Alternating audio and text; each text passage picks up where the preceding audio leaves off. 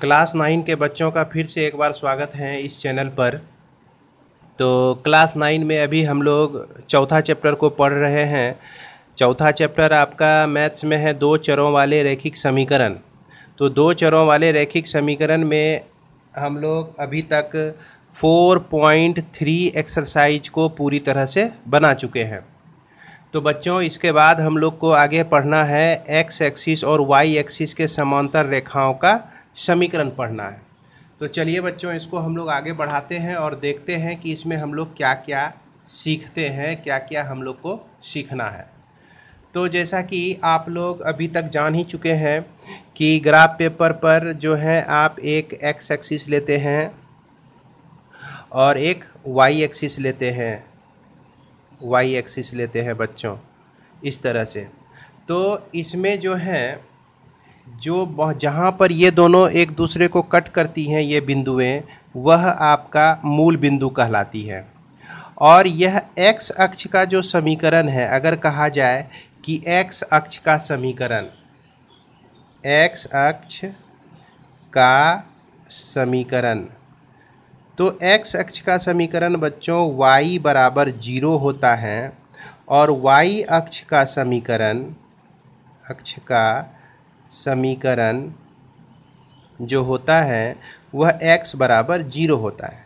चूँकि इसमें देखिए कि x एक्सिस पर कोई भी पॉइंट आप लेते हैं, देखिए यहाँ पर ये जो पॉइंट है आपका 1 0 है, उसके बाद 2 0 होगा, उसके बाद यह पॉइंट 3 0 होगा। तो इस पॉइंट का नामांकन जब हम लोग करते हैं तो y ऑर्डिनेट जो होता है वह प्रायः आपका 0 आता है। इसलिए x एक्सिस का समीकरण y बराबर 0 बोल देने से यह इंडिकेट हो जाता है कि वह x एक्सिस ही है। उसी प्रकार y एक्सिस पर कोई भी पॉइंट अगर लेते हैं हम, तो x यानी कि एब्सिसा जिसको भुज कहते हैं, भुज हमेशा आपका 0 होता है, 0 2 इस तरह से होता है। तो इसलिए भी x का वैल्यू y एक्सिस पर 0 होता है, तो सिर्फ x इक्वल टू 0 बोल देने से यह y एक्सिस को पूरी तरह से रिप्रेजेंट करता है। अब जहाँ तक सवाल है कि हमको x एक्सिस और y एक्सिस के समांतर रेखाओं का समीकरण निकालना है, तो इसके लिए बच्चों हम लोग एक एग्जाम्पल लेते हैं, है ना। एग्जाम्पल लेते हैं क्या कि अगर हम x बराबर 4 लिखें, ये आपका पहला, ये आपका दूसरा, ये आपका तीसरा नंबर हम पढ़ने जा रहे हैं। x बराबर 4 लें तो इसमें देख रहे हैं कि y नहीं है। अगर हम दो चर वाले समीकरण इसको बना दें तो 0 इंटू वाई इक्वल टू क्या होता है, 4 होता है। अब यहाँ पर अगर हम x और y का वैल्यू रख कर कुछ निकालें, इस दोनों का वैल्यू, तो y का वैल्यू आप 1 रखिए, y का वैल्यू 2 रखिए, y का वैल्यू 3 रखिए, y का वैल्यू 4 रखिए, कुछ भी हम रखते हैं। तो इसमें बच्चों y के जगह पे आप 1 रखिए, लेकिन 1 का 0 से गुना होने पर वह आपका 0 ही हो जाता है। तो x का वैल्यू इस कंडीशन में भी 4 प्राप्त होता है। अगर y का वैल्यू हम यहाँ पर 2 रखते हैं तो यहाँ भी देख सकते हैं कि 2 इंटू 0 होने से ये जो टर्म है 0 हो जाता है, फिर x का वैल्यू हमारा 4 ही आता है। अगर y का वैल्यू हम यहाँ पर 3 रखें, फिर उस कंडीशन में भी x का वैल्यू हमारा 4 ही आता है। तो इस तरह से हम देखते हैं कि कुछ भी वैल्यू रख दें तो यह हमको 4 ही प्राप्त होता है। तो अब इसका हम लोग अगर ग्राफ खींचें तो ग्राफ कैसा होगा, तो 1 2 3 4 तक पहुँचेंगे हम लोग। 4 के बाद ऊपर जाएंगे 1, यानी कि यह जो पॉइंट है आपका 4 1 है पहला पॉइंट, यह पॉइंट 4 2 है दूसरा पॉइंट, यह 4 3 है तीसरा पॉइंट। तो यह 4 1 ये पॉइंट हो गया। फिर उसके बाद 4 2, 4 के बाद 2 तक पहुँचे हम लोग, फिर उसके बाद 4 के बाद 3 तक पहुँचे। इस तरह से हम देख रहे हैं क्या कि ये तीनों लाइन जो है एक ही सीध में है, ये तीनों पॉइंट जो है एक ही सीध में है। यहाँ तक कि इसके बावजूद भी और भी जो पॉइंट आएंगे सारे एक लाइन पर ही एग्जिस्ट करेंगे। अब यहाँ पर देखिए यह जो समीकरण हुआ x बराबर 4 का समीकरण हुआ। तो बच्चों आप देख सकते हैं कि x बराबर 4 का समीकरण जो है यह y अक्ष के पैरेलल है। इसलिए हम यहाँ पर एक चीज़ नोट करते हैं कि x बराबर 5 हो या x बराबर 4 हो या x बराबर -8 हो या x बराबर 3 हो, कुछ भी आप ले लीजिए, ये सभी जो है y अक्ष के क्या हो जाएगा, अक्ष के समांतर हो जाएगा, समांतर होगा। इसलिए इसको एक जनरल फॉर्म में हम लोग लेते हैं, जनरल फॉर्म लेते हैं क्या, कि अगर x बराबर a का फॉर्म का इक्वेशन है तो यह y अक्ष के क्या आता है, समांतर आता है। यह क्या आता है, y अक्ष के समांतर आता है। उसी प्रकार से यदि हम यहाँ चौथा नंबर अब हम लोग देखें कि y बराबर हमारा 2 है, y बराबर हमारा 2 है बच्चों, तो इसको भी हम ऐसे लिख सकते हैं y plus 0 into x equal to 2। अब यहाँ पर हम देखें कि x का वैल्यू इसमें लेते हैं, x का वैल्यू 1 लिए, 2 लिए, 3 लिए, उसके बाद 4 लिए। तो x का वैल्यू कुछ भी ले लो भाई, लेकिन y का जो वैल्यू है हमेशा क्या आएगा, 2 ही आएगा। इस पर आप विचार कर सकते हैं, ध्यान से इसमें सोचें। तो अब देखिए 1 2.22 32 और 42 ये सारे पॉइंट्स को हम क्या करते हैं, ग्राफ पेपर पे प्लॉट करते हैं। तो ये देखिए ग्राफ पेपर है आपका, ग्राफ पेपर में पहला पॉइंट है 1 2, तो ये 1 2 ये आपका पॉइंट आता है 1 और 2। फिर दूसरा है 2 2, फिर उसके बाद 2 2 ये पॉइंट आता है 2 2, फिर उसके बाद 3 2 है, यह देख सकते हैं। तो यहाँ तक 3 लिए, अब फिर उसके बाद 2। यहाँ भी देखिए कि यह तीनों लाइन जो है एक ही सीध में है, और यह इक्वेशन किसका है, y बराबर 2 का। यह समीकरण किसका है, y बराबर 2 का। ये जो लाइन आपका निकला, बना, प्राप्त हुआ, ये देखिए x एक्सिस के पैरेलल है, x एक्सिस के पैरेलल है। इसलिए हम यहाँ पर क्या कह सकते हैं कि अगर y बराबर 3 लिख दो, y बराबर -6 लिख दो, y बराबर 8 लिख दो, कुछ भी लिख दो आप, y बराबर 7 लिख दो, ये सब जो है y x एक्सिस के क्या होगा, समांतर, अर्थात पैरेलल। पैरेलल मीन्स समांतर होता है, समांतर होगा। और इसी का जनरल फॉर्म जो होता है, जैसे y बराबर आपको a दे दे या y बराबर b दे दे, पूछे कि यह किस तरह का, कैसा समीकरण का नेचर क्या है, तो हम बोलेंगे कि यह जो समीकरण होगा यह x एक्सिस के समांतर होगा। तो उम्मीद है कि x एक्सिस के समांतर और y एक्सिस के समांतर का फॉर्म क्या होता है आपको समझ में आ गया होगा। आइए बच्चों हम लोग देखते हैं एक्सरसाइज 4.4 को देखते हैं। तो 4.4 में आप देख रहे हैं कि यह आपका पहला क्वेश्चन है कि एक चर वाले और दो चर वाले, एक चर वाले दो चर वाले, आप तो समझ ही रहे हैं, चूँकि आपको समझा दिया गया है। समीकरण के रूप में इतना को ज्यामितीय निरूपण कीजिए। तो इसका ज्यामितीय निरूपण करने के लिए एक चर और दो चर वाले में, तो अभी आपने तुरंत पढ़ा, यह एक्सरसाइज हम लोग देखने जा रहे हैं।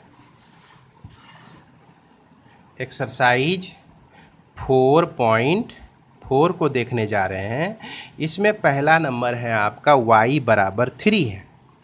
तो एक चर वाले में, तो एक चर वाले में जैसे मान लीजिए कि ये एक लाइन हमने खींचा है ना, ये एक चर वाले के लिए है, यह इसको हम लोग एक चर वाले पहला हम लोग सॉल्व कर रहे हैं, एक चर में इसको सॉल्व कर रहे हैं। तो इसमें सॉल्व करने के लिए हम 0 1 और 2 3 ये एक नंबर लाइन लेंगे, -1 -2 इस तरह से एक नंबर लाइन लिए। इस नंबर लाइन पर और इसको हम लोग y मान लिए, y एक्सिस भी मान सकते हैं, क्योंकि एक ही लाइन ले रहे हैं तो एक नंबर लाइन कहिए और या y एक्सिस, y का ही वैल्यू इस पर हम डाल रहे हैं।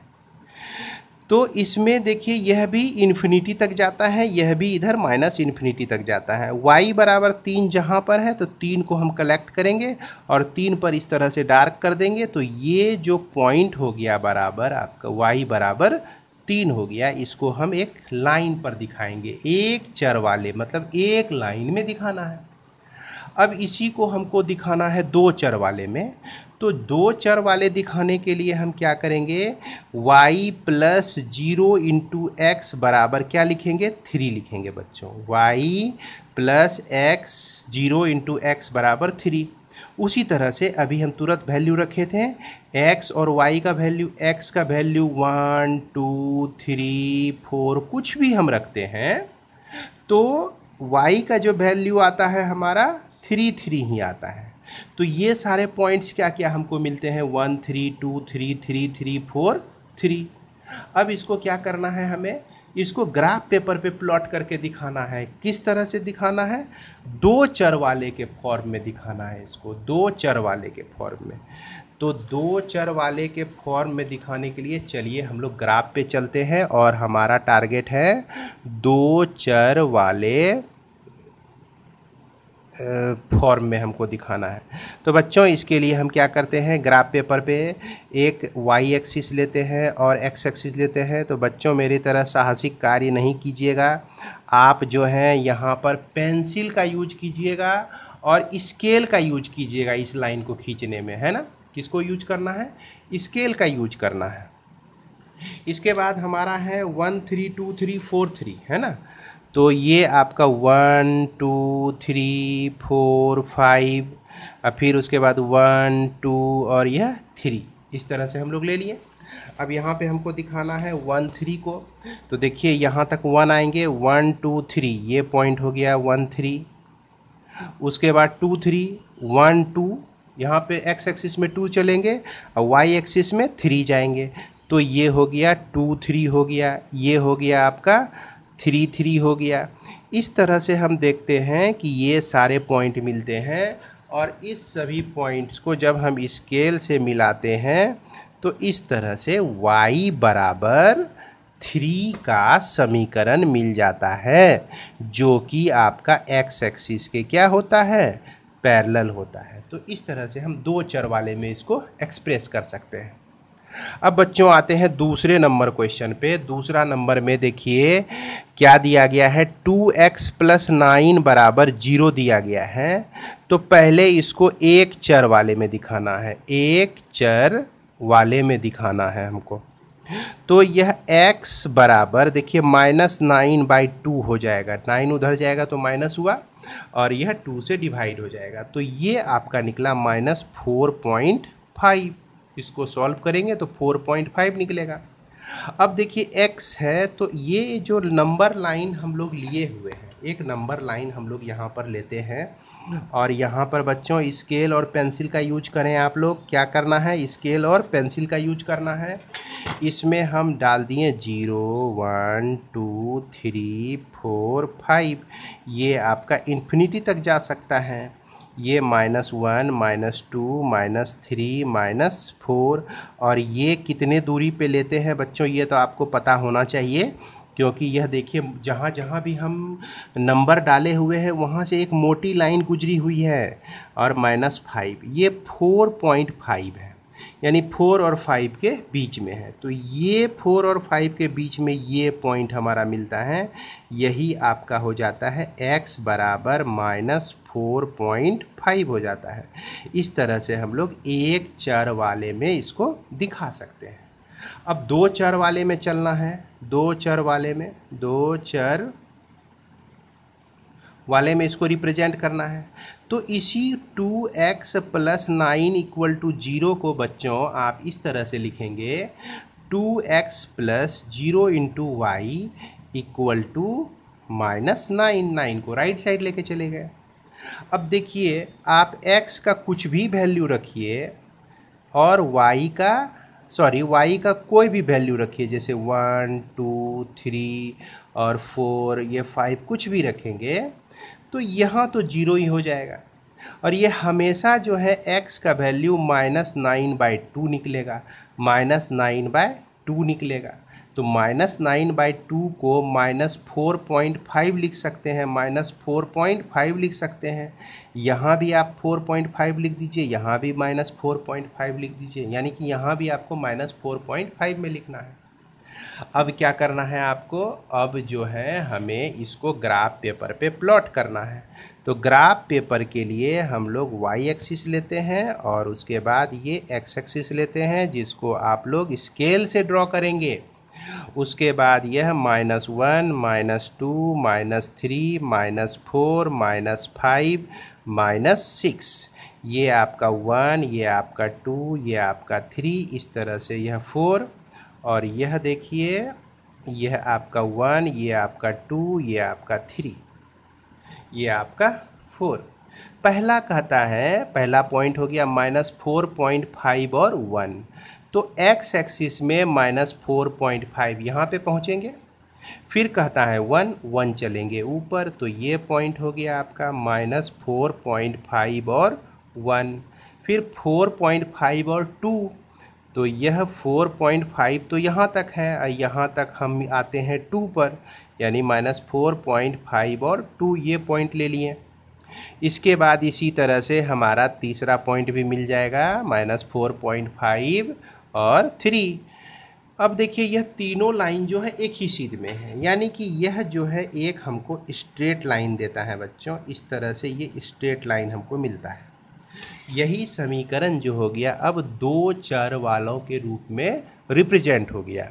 इसको हम क्या लिख सकते हैं, यहाँ पे लिख के दिखा देंगे 2x + 9 = 0, इस तरह से लिख के दिखा देंगे।